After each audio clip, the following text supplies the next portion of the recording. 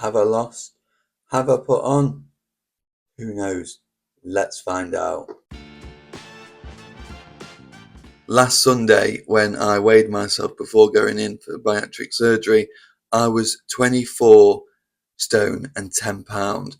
This week today, when I have weighed myself, so 5 days on, I am now 24 stone 3 pounds. So I've lost a grand total of 56 pounds altogether on this journey, whether that be on Mounjaro or the liver reducing diet, or now after having bariatric surgery.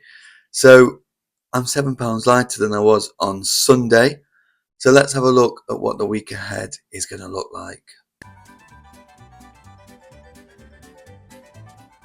So the week ahead is going to be liquid diet still, as I've got that for another 10 days, 9 days. And then I go on to puree, but it could be longer on that, who knows.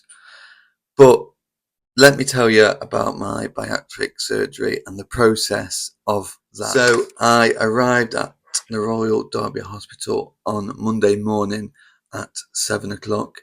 You wait in the corridor and your name gets shouted out. Luckily, we was first on the list, basically. So we was first to go into the little ward waiting area. So you go into this little holding room, then your name gets shouted out again, and you get tucked to this little cubicle where you've got this really nice armchair that does all different things. So if you know me in real life, not just from the internet, you'll know I have ADHD, and I was up, I was down. When I was getting up, I was making it help me get up, and all that different sort of stuff. So luckily, there was a guy there that I have met on the internet a couple of times on a support group called Owen, and I have asked him if I can have permission to mention him in my video. So Owen was opposite me, so we was on our phones a little bit, and then we was talking a lot, and on our phones again, and then talking a lot, and then Owen got called to go and have his operation in the morning. So then obviously it's another long wait. So then there's a lady next to me. So we was talking through the curtains. We had to make a hole because I was getting anxious and just waiting. And the unknown to me is a red flag. I hate not knowing what's going on. So then the sister of that ward came and said, "Come on, you need to go and get ready." So I thought, oh gosh, it's happening. So I went down to the theatre kind of waiting area around 2:30, I think. A guy came and walked me down there. So it was a long walk in my dressing gown and the sexy little gowns that you have to wear. So then I was sat in that waiting room, and there was a TV in there, so that wasn't too bad.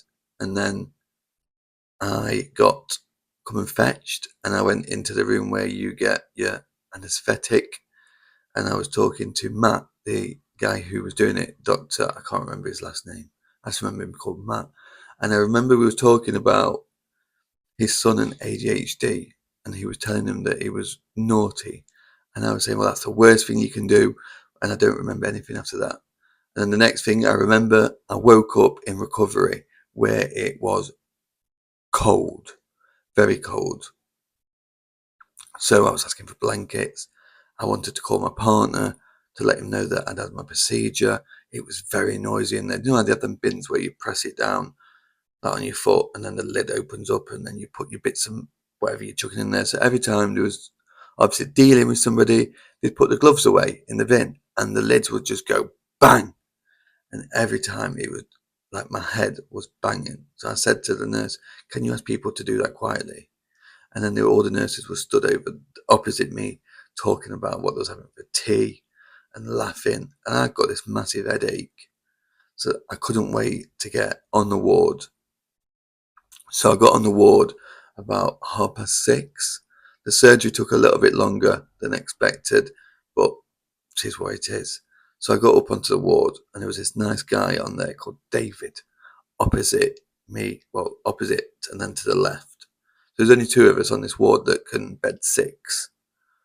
So we was talking a little bit, and then you only get 2 hours to basically sleep, and then you've got to be up and walking.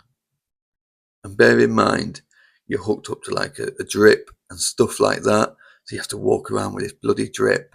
And when you get back in bed, you got these things to stop you getting blood clots on your legs. I can't remember what they're called, but all I can remember is how irritating they are.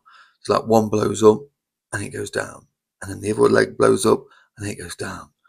So then I literally rang my bell and said I need to go to the toilet. So he had to come and take them off. And then when I came back from the toilet, I sat in my chair, because if you sat up in the chair, you didn't need them on. So I went to sleep in the chair for a little bit, but then every 2.5 hours, I think, or might be 2 hours, you have your observations done. Which you imagine, I'm quite grumpy at this point. And then he's coming to put things on my arm, put things on my finger, take me temperature every 2 hours when you've just had this like major operation. So that was a bit irritating. So then it was 6 o'clock in the morning. He's like, right, you need to get up and go for a walk. It's like 6 o'clock. I'm knackered, half asleep. I really don't want to be doing that, but I did. I got up, and then they come and put these compression socks on you, but the nurse put the wrong ones on. So later on, when they switched over, the other sister, she was a nightmare. She's like, oh, they haven't put the right ones on, so she had to pull them off and put the next ones on. But that is what it is. And then I'd had a shake, one of their shakes, a chocolate one. It wasn't nice at all. I only managed a tiny little bit. In fact, here's a picture of it on my like bedside table thing. But yeah, and then throughout the day, it's like, we're not going to discharge it until you've had something. So I had some chicken soup, even though I was recommended not to have it. It wasn't too bad. It just tastes like a cup of soup. So I drank quite a lot of that. And then they discharged me at 7, and my best mate Luke came to pick me up, and I came home and relaxed and chilled. And Kyle had been absolutely bloody amazing, to be fair. So yeah, that is where I'm at. The last couple of days I've just been chilling, doing minimal stuff, drinking plenty of water and fluids. But yeah, thank you for watching. Excuse me. I have a medication that makes you burp. Thank you for watching, and I will be back later, maybe over the weekend, or maybe Monday or Tuesday, with a midweek update. Thank you.